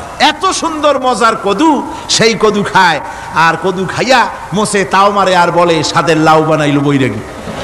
আল্লাহ শুকর আদায় করে, আল্লাহর নিয়ামতের শুকরিয়া আদায় করে না। আমার ভাইয়েরা, আল্লাহ রাব্বুল আলামিন বলেন এই পৃথিবীর আমি রহমান, কোরআন আমি শিখাইছি আমি রহমান। এমন রহমান শুধু মানুষকে খাবার দেই না, এই পৃথিবীর সকল প্রাণীকে আমি খাবার দেই। জোরে কোন সুবহানাল্লাহ। সকল প্রাণীর খাবার কে দেন? ওয়ামা মিন দাব্বাতিন ফিল আরদি ইল্লা আলাল্লাহি রিজকুহা। এই পৃথিবীর বুকে এমন কোন বিচরণশীল জীব নাই যে জীবের রিজকের দায়িত্ব আমি আল্লাহ গ্রহণ করি নাই। সমস্ত রিজকের দায়িত্ব কে নিয়েছেন? চিল্লায় কোন? আল্লাহ সুবহানাহু ওয়া তাআলা। আচ্ছা আপনি কোন তো দেখি, একজন জমিদার, একজন বড় লোক, চৌধুরী, খুব বড় লোক, তার বাড়িতে 20 জন লোক গেছে রাতের বেলায়। রাতের বেলায় 20 জন লোক গিয়ে মেহমান হইল। মেহমান হইয়া তারা বলতেছে সাহেব আমরা তো মেহমান, আমি এক একজন এক এক রকমের খাবার চাইলো। একজনে বললো আমি হরিণ খাবো, আর একজনে কয় আমি মুরগি খাবো, আর একজনে বললো আমি খরগোশ খাবো, আর একজনে বললো আমি হাতি খাবো, আর একজনে বললো আমি ছাগল খাবো। 20 জন মানুষে 20 রকমের খাবার চাইলো। একজনে কয় বোয়াল মাছ খাবো, আর একজনে কয় রুই মাছ খাবো। 20 জনে 20 রকমের খাবার দাবি করলো। বলেন জমিদার তো বাড়ির ধারে, জমিদারের বাপ, সেও কি পারবে 20 জনকে 20 রকমের খাবার পরিবেশন করতে? কোনো প্রস্তুতি ছাড়া পারবে? পারবে না। কোনো প্রস্তুতি ছাড়া, কোনো প্রস্তুতি ছাড়া জমিদার হোক রাজা বাদশাহ হোক 20 জন মানুষের খাবার 20 রকমের দিতে পারে না। আর আল্লাহ এমন রহমান, এই পৃথিবীর লক্ষ কোটি কোটি জাতির প্রাণীকে কোটি কোটি রকমের খাবার আল্লাহ রাব্বুল আলামিন পরিবেশন করতেছেন। সাপের খাবার একরকম, ব্যাঙের খাবার আর এক রকম। ব্যাঙে যা খায় সাপে তা খায় না, সাপে যা খায় ব্যাঙে তা খায় না। হাতির খাবার, গন্ডারের খাবার, ভল্লুকের খাবার, বাঘের খাবার, সিংহের খাবার, মানুষের খাবার, ছাগলের খাবার, মুরগির খাবার, মশার খাবার, শালপোকার খাবার, সমস্ত খাবার ভিন্ন ভিন্ন। আবার সমস্ত খাবারের মজা আল্লাহ রাব্বুল আলামিন আলাদা আলাদা করে দিয়েছেন।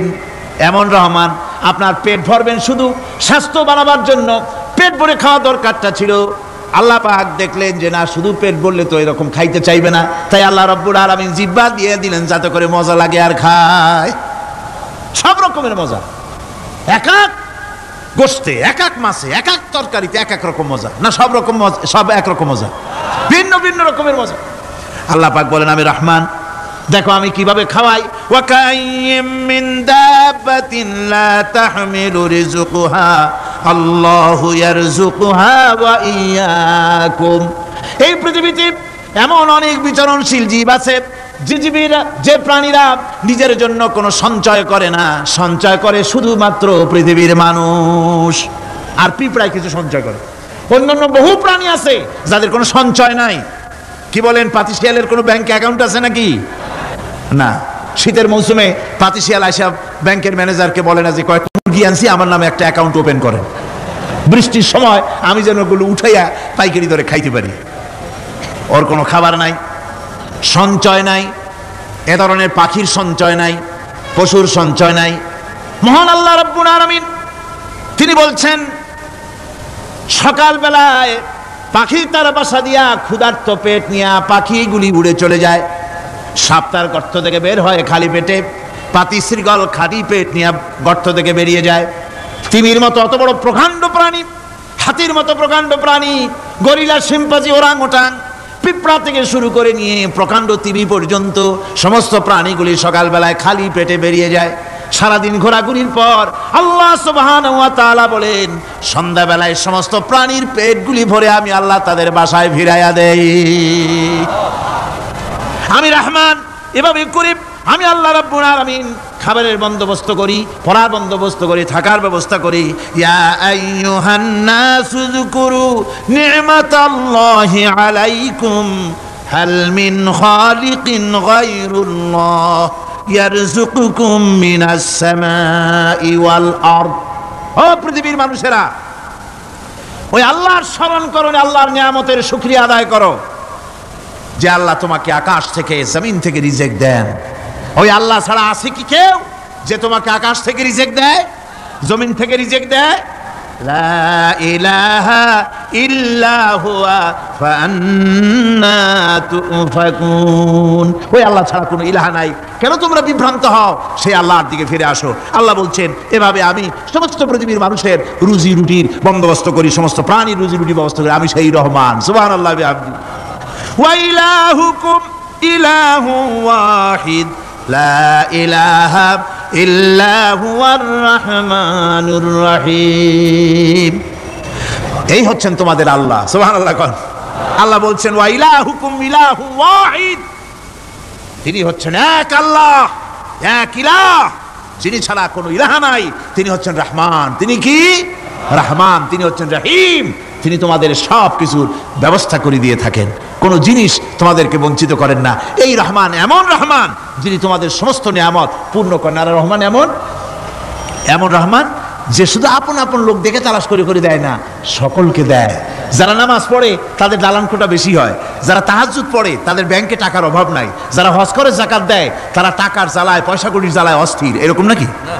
না, বরং নামাজ রোজা হজ যাকাত যারা করে, বেশি খাঁটি মুসলমান, তাদের অভাব অভিযোগ আরো বেশি। যাদের কাছে নামাজ নাই, রোজা নাই, আল্লাহ পরকালের চিন্তা নাই, তাদের টাকা পয়সা, সোনা দানা, জায়গা জমিন, সৌন্দর্য, সুখ আর আরো অনেক বেশি। বরং এদের কম। আপন লোকের চাইতে শত্রুকে বরং আল্লাহ পাক বেশি দেন। আপন লোক মানে যারা দিনদার, ইমানদার, পরহেজগার, নামাজি, এরা বরং কম পায়, ওরা বরং বেশি পায়। এমন কেউ নাই পৃথিবীতে শত্রুকে ডেকে বলবে আয় তোরেও দেই, কেউ নাই। একমাত্র আল্লাহ রাব্বুল আলামিন যিনি সকলকে দেন। এই পৃথিবীর কোনো মূল্য আল্লাহ রাব্বুল আলামিনের কাছে নাই, একটা মশার দানার তুল্য মূল্য নাই। সেজন্য আল্লাহ পাক সকলকে নেয়ামত দেন, সকলকে ব্যবস্থা করেন। তাই এই কোরআন শরীফ আল্লাহ পাক তার মানুষের প্রতি এত দয়া মানুষের প্রতি, যে আল্লাহ পাকের দয়াটা কার? জোরে চিল্লা এখন, দয়াটা কার? এত দয়া যে আল্লাহ পাকের মানুষের প্রতি রাস্তা চলার জন্য রাস্তা তৈরি করে দিলেন।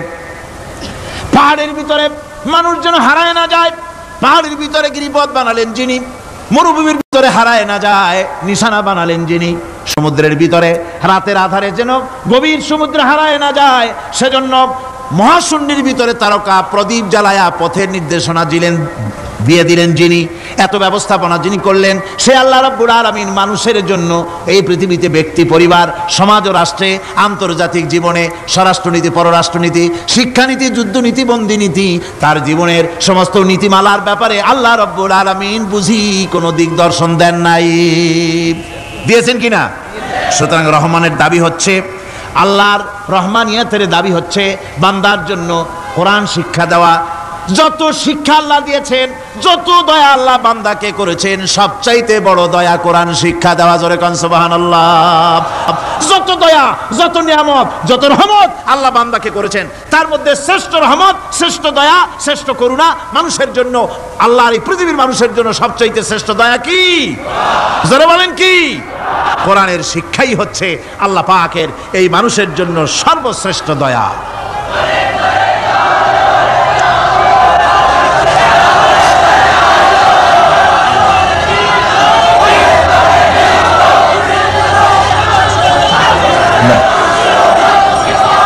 আমার ভাইয়েরা, কোরআনে কারীম কত বড় নিয়ামত। আর রহমানু আল্লামাল কোরআন, এতক্ষণ যেই রহমানের দয়ার কথা বললাম, সেই রহমান কোরআন শিখাইছেন। সুবহানাল্লাহ। কি শিখাইছেন? কোরআন। সেই কোরআন তিনি কি শিখালেন? কোরআনের শিক্ষা কি? কোরআন আমাদের কি দিল? আল্লাহ কি শিখালেন? সেই ব্যাপারে কথা হবে আগামীকাল ইনশাআল্লাহ। সবাই বলেন ইনশাআল্লাহ। দাঁড়ানো ভাইরা বসেন, দাঁড়ানো ভাইরা সবাই বসেন, মোনাজাতে অংশগ্রহণ করেন। মোনাজাত করা জরুরি, কেউ দাঁড়িয়ে থাকবেন না, সবাই বসেন, মোনাজাতে অংশগ্রহণ করুন, মোনাজাত করুন। দাঁড়ানো ভাইরা বসুন, কেউ দাঁড়িয়ে থাকবেন না। আমি আজকে আর লম্বা কথা বলবো না, যেহেতু আমি পরিশ্রান্ত হয়ে এসেছি। আগামীকাল ইনশাআল্লাহ এর থেকেও আগে শুরু করবো। আজকে যেমন দেরিতে শুরু হয়েছে, এরকম আগামীকাল দেরিতে শুরু হবে না ইনশাআল্লাহ। আরো আগে শুরু করব, যাতে করে আমি আপনাদের সামনে কথাগুলি সুন্দর করে বুঝাতে পারি। সবাই বলেন আমিন। কোরআন আমাদের কি দিল? কত বড় রহমত এই কোরআন, যে আল্লাহর এত বড় দয়া, সে আল্লাহ আমাদের কি শিখালেন, সেই কথাই আগামীকাল আলোচনা হবে ইনশাআল্লাহ। আজানে এই কি বলে, মুনাজাতের পরে আজান হবে, আজানের পরে বা জামাতে এশার নামাজ হবে, এশার নামাজ বা জামাতের সাথে আদায় করে যাবেন। আল্লাহুম্মা আমিন। রব্বানা যালামনা أنفسنا وإن لم تغفر لنا وترحمنا لنكونن من الخاسرين ربنا لا تزغ قلوبنا بعد إذ هديتنا وهب لنا من لدنك رحمة إنك أنت الوهاب أي الله تعالى হাজার হাজার মুসলমান নরনারী দীর্ঘক্ষণ ধরে তোমার দ্বীনের কথা আমরা শুনেছি, আলোচনা করেছি। মেহেরবানি করে দুরূদ ও সালামটুকুন, আলোচনার সওয়াবটুকুন জনাবে মুহাম্মদুর রাসূলুল্লাহ সাল্লাল্লাহু আলাইহি ওয়াসাল্লামের রূহ মুবারকে পৌঁছায় দাও রব্বুল আলামিন। আমরা যত লোক এখানে বসেছি, এর মধ্য থেকে যাদের মা বাপ দুনিয়া থেকে বিদায় হয়ে গেছে, আল্লাহ দয়া করে মেহেরবানি করে কবরগুলিকে জান্নাতের টুকরায় পরিণত করে দাও রব্বুল আলামিন। কোরআনে কারীমের মাহফিলে এসেছি, সারা জীবন যত গুনাহ করেছে, কোরআনে কারীমের বরকতে আমাদের জিন্দেগীর সমস্ত গুনাহ খাতাকে মাফ করে দাও আল্লাহ। আয় আল্লাহ তাআলা, ইসলামী সমাজ কল্যাণ পরিষদ প্রতি বছর এই মাহফিলের আয়োজন করে থাকেন, তোমার কোরআনের খেদমত করে থাকেন। এবছরে আয়োজন করতে যথেষ্ট বেগ পেতে হয়েছে তাদেরকে, আল্লাহ তুমি তাদের প্রয়োজনকে গায়েবী মদদ দিয়া পুরা করে দাও রব্বুল আলামিন। এই খেদমতের পুরোধা যিনি, এ কোরআনে কারীমের তাফসীরের মাহফিলের সাথে যিনি অঙ্গাঙ্গিভাবে জড়িত, মাওলানা শামসুদ্দিন সাহেব, আয় আল্লাহ তাআলা, ডাক্তাররা বলেছে তার দৃষ্টিশক্তি ফিরে পাওয়া অসম্ভব, কিন্তু আমরা তোমার কাছে কোনো জিনিস অসম্ভব মনে করি না রব্বুল আলামিন। তোমার কাছে অসম্ভব বলে কোনো জিনিস তোমার কাছে নাই। তুমি দয়া করে মেহেরবানি করে তার চোখ দুটির দৃষ্টিশক্তি ফিরাইয়া দাও রব্বুল আলামিন। এ মাহফিলকে তোমার দরবারে মঞ্জুর করে নাও। এ মাহফিলে যারা আসেন, যারা কথা বলেন, সকলকে যোগ্যতা দাও যাতে করে তোমার বান্দাদেরকে সঠিক কথা পৌঁছাতে পারেন। আমাদের দ্বীন ও ঈমান আকীদাকে আল্লাহ তুমি সহিহ করে দাও, তোমার রাস্তায় চলার তৌফিক দাও। এ মাহফিলের জন্য যারা পয়সা দেয়, কষ্ট করে, শুনতে যারা আসে, আল্লাহ তুমি তাদের প্রতি রহম করো। এই মাহফিলে বাংলাদেশের বিভিন্ন জেলা থেকে লোক আসে, বিভিন্ন জায়গা থেকে লোক আসে, বাড়িঘর ফেলে আসে। আল্লাহ প্রত্যেকের বাড়িঘর, বিবি, বাল বাচ্চা তুমি হেফাজতে রেখো, সকলকে তুমি হেফাজতে রেখো। রব্বুল আলামিন অনেকে দোয়া চেয়েছেন, অনেকের অসুখ। এক মহিলা লিখেছেন প্রতি বছর তিনি আসেন, এবার আসতে পারেন নাই, তিনি খুব দুঃখ করে লিখেছেন, আল্লাহ তুমি তাকে সুস্থ করো, ভালো করে দাও, যাতে অন্তত এই মাহফিলে একটা বারের জন্য তিনি আসতে পারেন, এর সুযোগ করে দাও। যত লোক অসুস্থ আছে, যত জায়গায় অসুস্থ আছে, অপারেশন হচ্ছে অথবা রোগ আছে, আল্লাহ তুমি সকলের রোগ ব্যাধি দূর করে দাও। আল্লাহ আমি আপনাদের কাছে দোয়া চাই যেন বাকি 4 দিন যোগ্যতার সাথে আল্লাহ পাকের কালাম থেকে বলার জন্য যে ধরনের যোগ্যতা দরকার, কণ্ঠস্বর দরকার, স্বাস্থ্য দরকার, মন মানসিকতা দরকার, ইলম দরকার, আল্লাহ যেন দয়া করে তার এই গুনাহগার এই ছোট্ট নগণ্য বান্দাকে যেন আল্লাহ দয়া করে দান করে দেন। রব্বুল আলামিন যত মানুষ এই মাহফিলে আসছে, আল্লাহ সকলকে, আমাদের সকলকে তুমি আহলে কোরআন বানায়া দাও। তুমি দয়া করে রহমান নামের ওসিলায় যে কিতাব আমাদেরকে দিলা, আল্লাহ এই কিতাবের যথাযোগ্য সম্মান মর্যাদা দেওয়ার তৌফিক আমাদের দাও, আমল করার তৌফিক দাও। এই কোরআনের সুপারিশ কিয়ামতের দিন আমাদের জন্য নসিব করে দাও। রব্বানা তাকাব্বাল মিন্না ইন্নাকা আনতাস সামিউল আলিম ওয়া তুব আলাইনা ইন্নাকা আনতাত তাওয়াবুর রহিম। সুবহানা রাব্বিকা রাব্বিল ইজ্জাতি আম্মা ইয়াসিফুন ওয়া সালামুন আলাল মুরসালিন আলহামদুলিল্লাহি রাব্বিল আলামিন। ওয়াজআল আখিরা কালিমাতিনা ইনদাল মাউত লা ইলাহা ইল্লাল্লাহু মুহাম্মাদুর রাসূলুল্লাহ। আসসালামু আলাইকুম ওয়া রাহমাতুল্লাহ।